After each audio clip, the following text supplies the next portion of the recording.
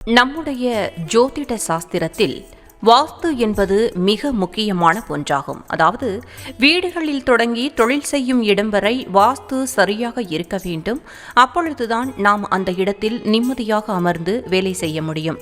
அப்படியாக நம் வீடுகளில் நடக்கும் சில தீமைகளுக்கு வாஸ்துவும் ஒரு காரணமாக இருக்கலாம் என்று சொல்கிறார்கள். அதை பற்றி பார்க்கலாம் வாருங்கள்.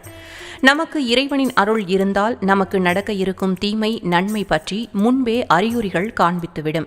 அந்த வகையில் நாம் சமைக்கும் உணவுகளில் பெண்களின் தலைமுடி விழுவது இயல்பு என்றாலும் அவை அடிக்கடி விழுவது அபசகுணமாக கருதப்படுகிறது. அவ்வாறு விழும்போது நம்மை வாழ்க்கையில் மிகுந்த எச்சரிக்கையோடு செயல்படச் சொல்கிறது என்று அர்த்தமாம். இவை நம் வீட்டில் நடக்கக்கூடிய அபசகுணத்தை வெளிப்படுத்துவதாக சொல்கிறார்கள். மேலும் அவை பித்ருதோஷத்தின் அறிகுறி என்றே சொல்லலாம்.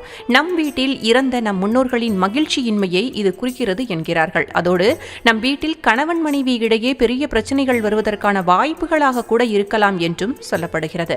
இவ்வாறு அடிக்கடி உணவில் முடி விழுவதை பார்க்கிறீர்கள் என்றால் நாம் செய்ய வேண்டிய எளிய பரிகாரம் பற்றி பார்க்கலாம் வாருங்கள். உணவில் முடி விழுவது பித்ருதோஷத்தின் அறிகுறி என்பதால் உங்கள் வீட்டின் தெற்கு சுவரில் முன்னோர்களின் படங்களை தொங்கவிட்டு அதற்கு தினமும் பூமாலை சாற்றி வழிபாடு செய்ய வேண்டும். அதேபோல அவர்களின் நினைவு தினங்களில் பிராமணர்களுக்கு உணவு வழங்கி நன்கொடைகள் கொடுக்கலாம். அரச மரத்திற்கு தண்ணீர் ஊற்றி பூக்கள், பச்சை அரிசி, பால், கங்கா ஜலம் மற்றும் கருப்பு எள் ஆகியவற்றை வழங்கி பிரார்த்தனை செய்யலாம். இரவு வீடுகளில் தெற்கு நோக்கிய விளக்கை ஏற்றி வைக்கலாம். மிக முக்கியமாக ஏழை பெண்கள் திருமணத்திற்கு உதவி செய்தால் நமக்கு உண்டான எப்பேற்பட்ட தோஷமும் விலகும் என்கிறார்கள் பெரியோர்கள்.